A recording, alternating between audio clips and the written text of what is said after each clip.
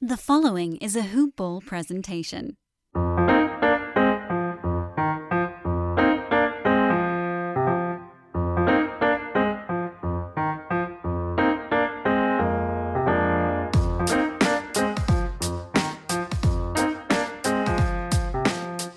Ballers!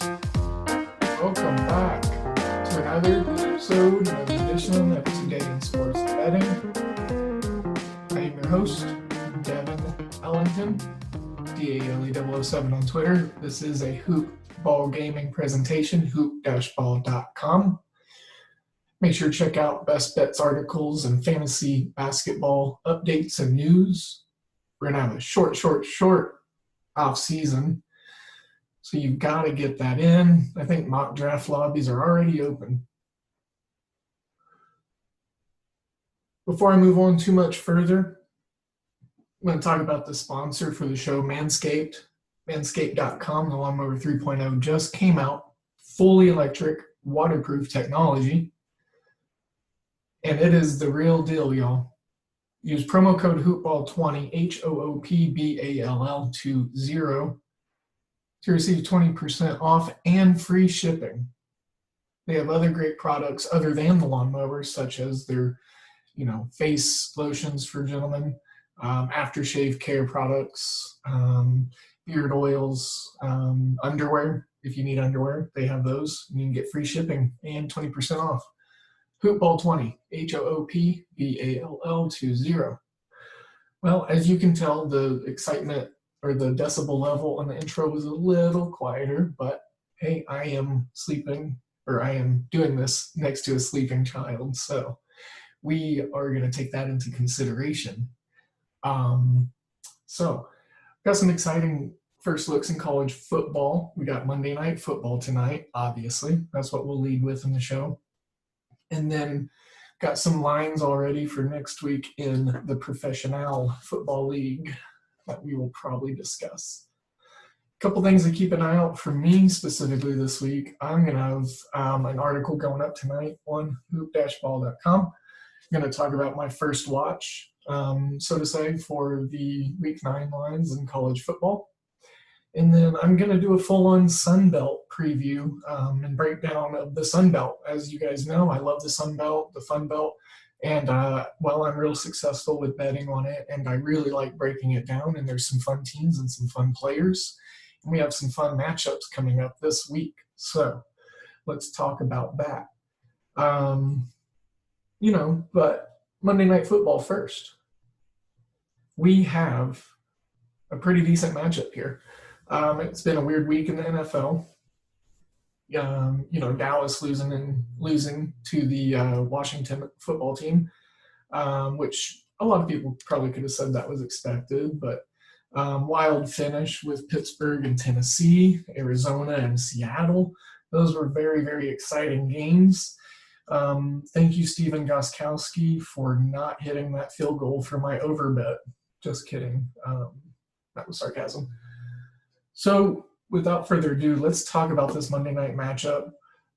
Chicago Bears taking on the Los Angeles Rams. They're going to Los Angeles, so a little bit of travel for the Bears. I'm going to pop up the injury report, and then we'll talk about that. But I want to talk more about where it opened and where we are now, because the object is to find conviction and value and beat the closing line. So I locked in Chicago +6, and I need to also say that Ira is also on Chicago at +6. He's, as you can tell by now, he's not with us on today's show, but he's always here. So that's Ira Silver Magic on Twitter. But I needed to give his Monday night play out.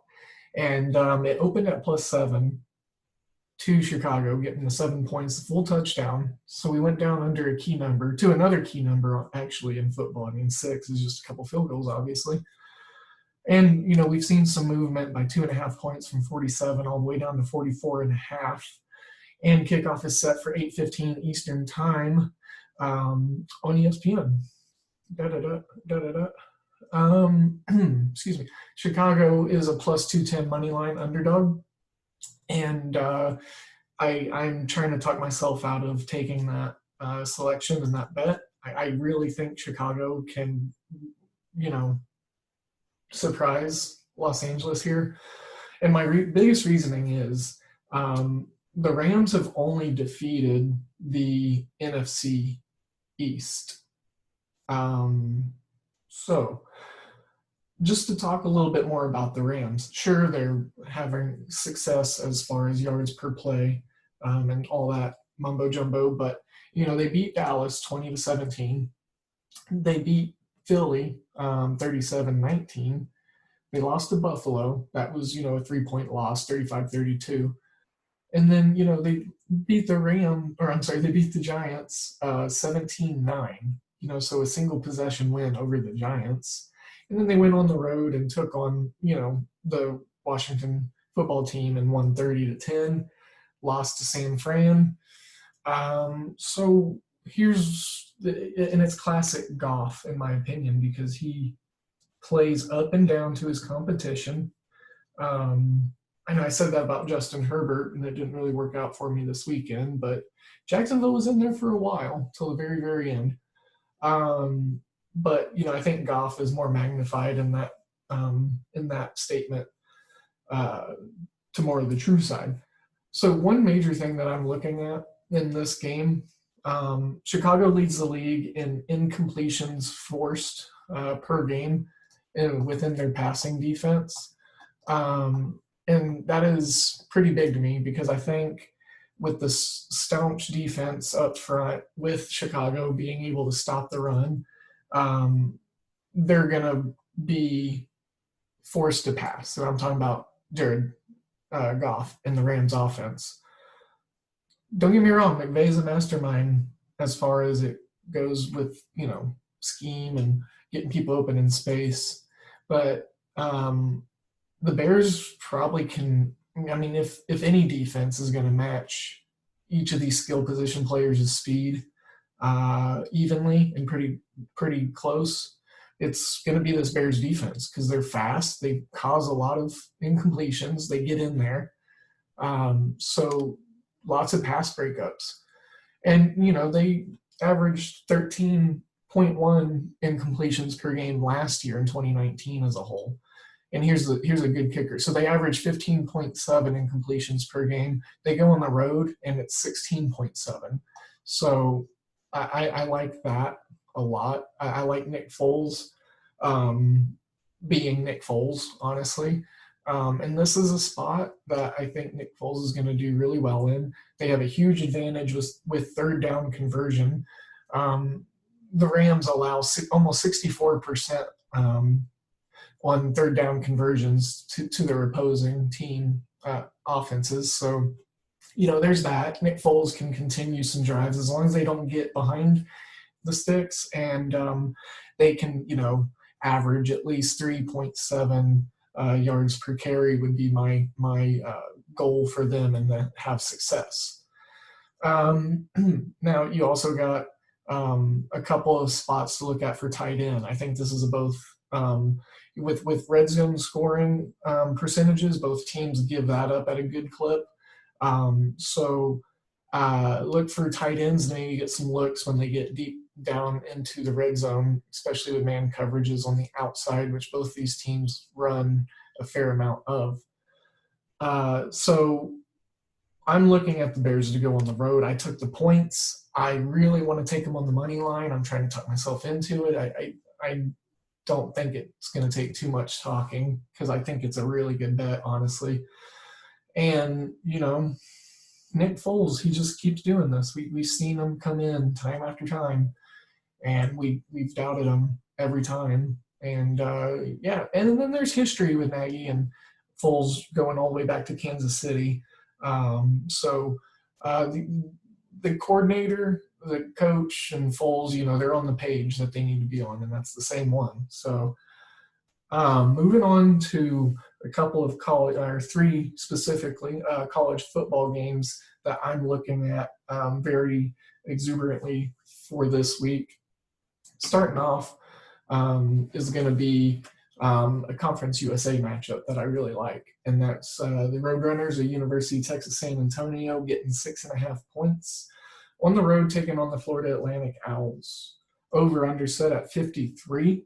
And, last week, quarterback Frank Harris led the Roadrunners to a win against Louisiana Tech. And that was an exciting game. They won 27-26. Granted, he threw 2 interceptions. He didn't have any touchdowns, but he did enough to get his team in the position to score. And he commands the offense. He's a senior. He's been here. He's suffered a few injuries. So, if he's healthy, the guy is really great. He's a wonderful quarterback as far as, people say game manager is a bad thing. But, Russell Wilson's a game manager. So, he normally doesn't turn the ball over twice per game or hardly ever. So, I'm looking for positive regression in that regard. They still won with their defense and, covered up, the untiny and not characteristic mistakes of Frank Harris in the quarterback position. And they go on the road again as a dog. They were a dog last week and they beat Louisiana Tech. Both teams ranked towards the bottom as far as offensive yards per game, so I am looking to shade the under here at 53. Both teams actually have underrated defenses. Florida Atlantic, they since Lane Kiffin left, they should be terrible again, which they didn't look great against Marshall, but they held Marshall to 20 points, and Marshall's one of the most efficient offenses in all of college football. Marshall's a very complete team also. Look for them to win this conference, Marshall that is. But UTSA, I think, is going to be a close second or third in my opinion. They have really great linebacker play. They give up 30 points per game, but it's what's in those numbers that I really like. I've watched them play and I've watched them shut some folks down for large chunks of the game. And Florida Atlantic struggles with efficiency on offense, and they don't move the ball. They scored 9 points against Marshall. But I talked about how good Marshall's defense overall and how good they were as a team. But you got to be able to, try to get at least 14 points without it being something wrong with your offense, So with that being said, there's also expected to be heavy winds. And so I'm looking for that to play a role. These two teams don't pass the ball or have much success in passing offense anyways. So when you throw 10 to 15 mile per hour winds in there, I think that's going to hinder some stuff. And so I talked about the spread and the over, and I just want to, I just hopped on Action Network to check these lines as I was talking about them. Again, Action Network is not an affiliate of ours. Tally Site is. And it's just how I track my plays, and I'm top 10 in college football on Tally Site. And, Action Network. It's a great tool if you're a bettor. Again, not an affiliate, but so the total I talked about taking the under on of 53, well, it's already shot down to 50, opened at 54. So I'm not telling you to take the under 50. I was saying that I liked the under 53. So heavy and swift movement on that line. That is incredible. Got a couple other ones here. But before I do that, let's talk about where we can put some bets in on these games out. MyBookie.ag is the other sponsor, another great affiliate of the show. And you use Hoopball as the promo code, HOOPBALL. You're going to get 100% initial deposit match, free future wager, and on top of that, great customer service, wonderful bonuses, and lots of diversity as far as what you can do. They have blackjack, they have slot machines. I've got my grandma and my dad set up with a MyBookie account, and they like it. So again, Hoopball is the promo code, HOOPBALL. MyBookie.ag, bet, win, get paid. I've got a couple futures tickets in there that I'm hoping might cash. Well, at least one of them, because it's the 2 World Series futures. Need Tampa Bay to get it to 7. Anyway, we were talking about college football. So the next game I really like is going to be Memphis at number 9 Cincinnati. Cincinnati right now is 6.5-point favorites. Opened at 6. Over under is dropped. It's dropped 1 point from 60.5 down to 59.5. and just get it up and out front. I like Cincinnati minus 6.5 in this one, and here's why. The matchup features opposite polarization from each side of the proverbial football spectrum. So Memphis, in all of their matchups, they've seen their games average about 70 total points combined. Cincinnati's right around 40. Cincinnati has an elite defense, and both teams actually average the same numbers as far as time of possession, but Memphis runs 19 more plays.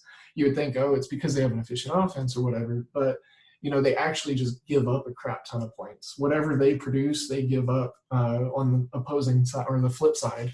Remember, Memphis was one of the heaviest hit teams as far as COVID. Their season was delayed a month and a half. They had 20 guys pretty much out before they even started doing practices, lots of opt-outs. So Memphis has been hit hard. They were a dark horse to consider in this conference. And, now you can't even do that. But on the flip side, I like Cincinnati to win this conference, the American Athletic. So Cincinnati has an elite defense. You look up their defensive numbers, they're, in anywhere between top 3 and top 7 or 10 of each, metric. They're just a really solid defense, and they have an exciting quarterback, Dalton Ritter. I want to say Dalton's his first name, Dalton Ritter. Leading the helm. A lot of talk about their lack of run game, because they lost Michael Warren, who is, I believe he's one of the all-time leading rushers for Cincinnati. But Dokes was, a running back that learned from him and has got 6 touchdowns on the season. So, I think he's a sophomore or junior. So when you have that coupled with, that experience in the backfield, that's good.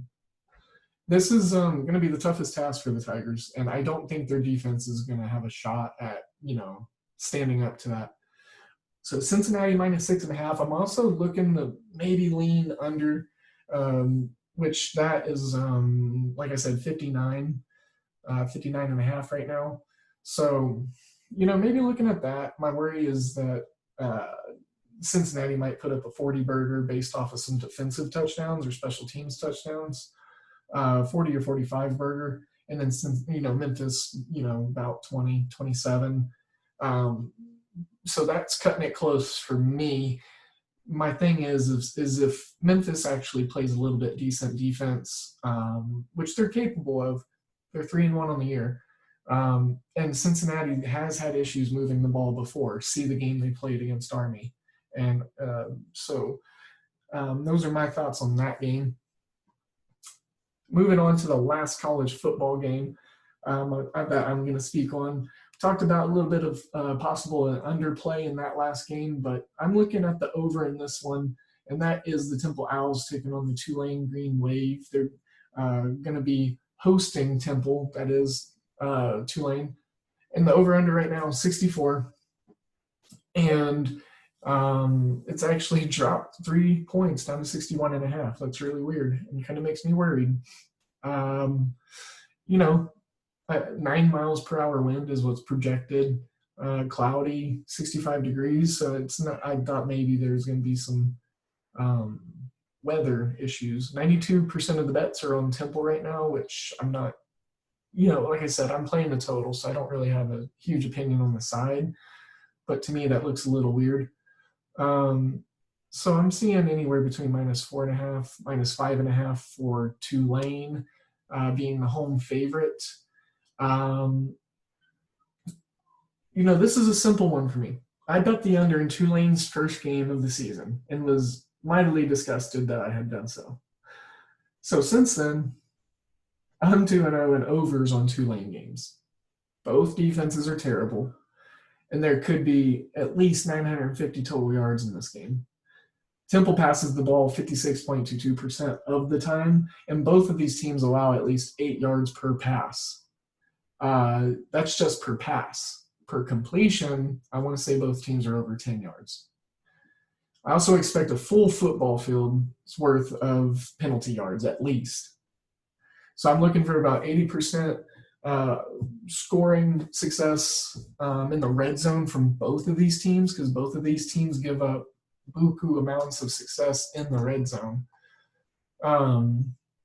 So with that being said, I'm not betting an under in a Tulane game ever again. So it's just, that's the way it is.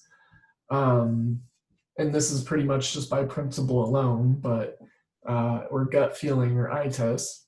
But, there's also some numbers and data to back it. So it's also nice when it aligns like that. Because sometimes you just try to force something, square peg into a triangle hole.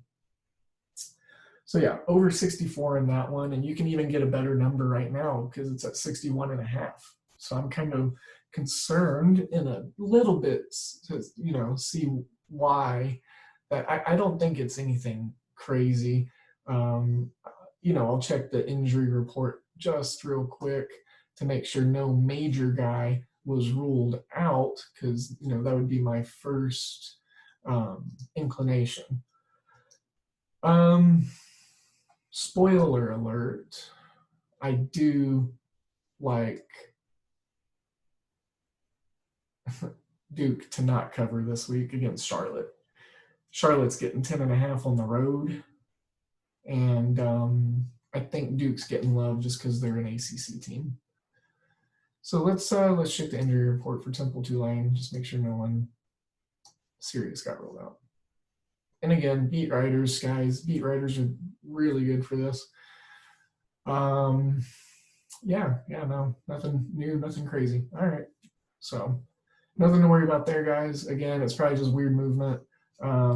People thinking Temple has a really good defense still from last year, but they don't. So look for the over in that one. The Green Wave, 4.5 point favorites, went down from 5. Well, I just looked at it. It was 5. Now it's 4.5. Lots of movement on this line, guys. That's really weird. Maybe some pros and sharps are looking to play this game. It's an exciting game for some people, I guess. So with that being said, I think that about wraps up the Monday Night Football, the college football I'm looking at. Real quickly, throw a couple NFL lines out there that caught my eye coming up for this next week. I'm really excited to watch the Pittsburgh-Baltimore game just because of what it can offer. And I'm just kind of glancing over these lines right now, so pardon my lack of preparation. Raiders and the Browns, over 54, kind of looks enticing. I think the under is going to get hammered just because Odell Beckham and the news on that, which is a major bummer because he's very polarizing and exciting to watch. Look at the Raiders and the Browns over 54. I kind of like that. It opened at 55.5, so it's dropped a little bit.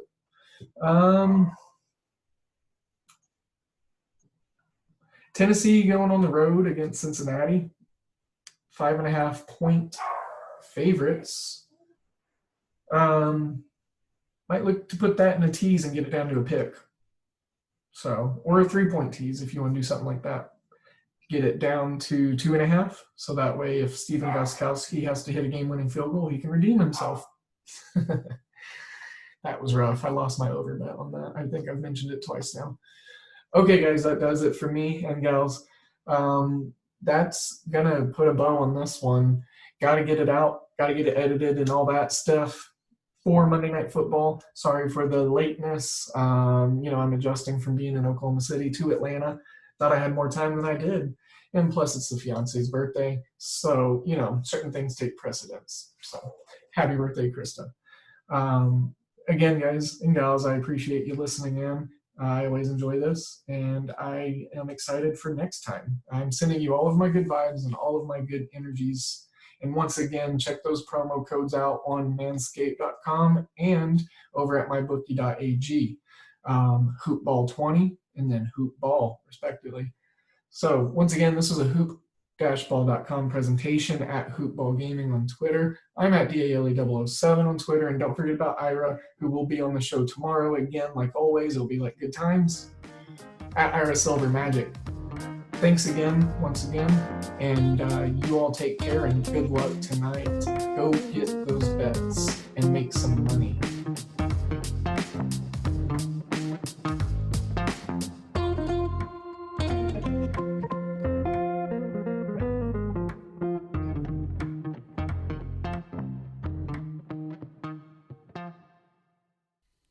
This has been a Hoop Ball presentation.